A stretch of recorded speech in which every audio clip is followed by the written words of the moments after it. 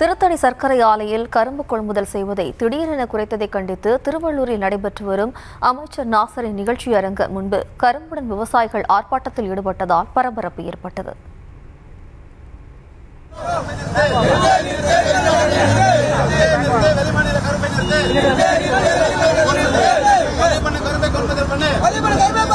இது குறித்தான கூடுதல் விவரங்களோடு இணைகிறார் நமது செய்தியாளர் பிரபு. வணக்கம் பிரபு.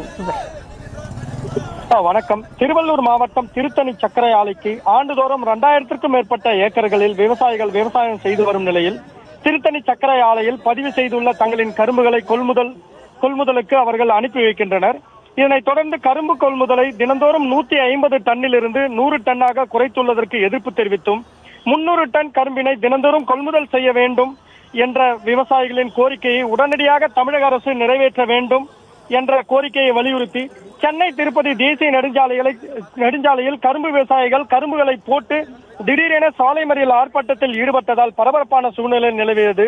மேலும் உள்ளூர் கரும்பு விவசாயிகளை பாதிக்கும் விதமாக வெளிமாநில கரும்புகளை கமிஷன் பெற்றுக்கொண்டு அரசு அதிகாரிகள் கொள்முதல் செய்வதால் உள்ளூர் விவசாயிகள் பாதிக்கப்பட்டு கரும்பு காய்ந்து விடுவதால் நிதி இழப்பீடு ஏற்படுவதாகவும் அந்த விவசாயிகள் குற்றம் சாட்டி ஆர்ப்பாட்டத்தில் ஈடுபட்டனர். மேலும் 72வது அனைத்திந்திய கூட்டுறவு வார விழாவிற்கு சிறுபான்மை நலத்துறை அமைச்சர் நாசர் வருகை புரிந்து நலத்திட்ட உதவிகளை வழங்கிய நிலையில் அந்த வழங்கிய தனியார் திருமண மண்டபத்திற்கு எதிரே அந்த கரும்பு விவசாயிகள் சென்னை திருப்பதி தேசிய நெடுஞ்சாலையில் தங்களின் எதிர்ப்புகளை தெரிவிக்கும் விதமாக கரும்பினை சாலையில் போட்டு ஆர்ப்பாட்டத்தில் ஈடுபட்டதால் பரபரப்பான சூழ்நிலை நிலவியது.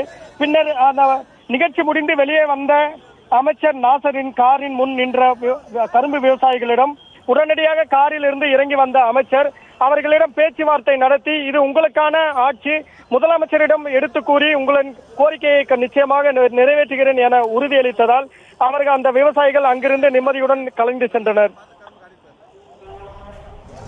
விவரங்களுக்கு நன்றி பிரபு.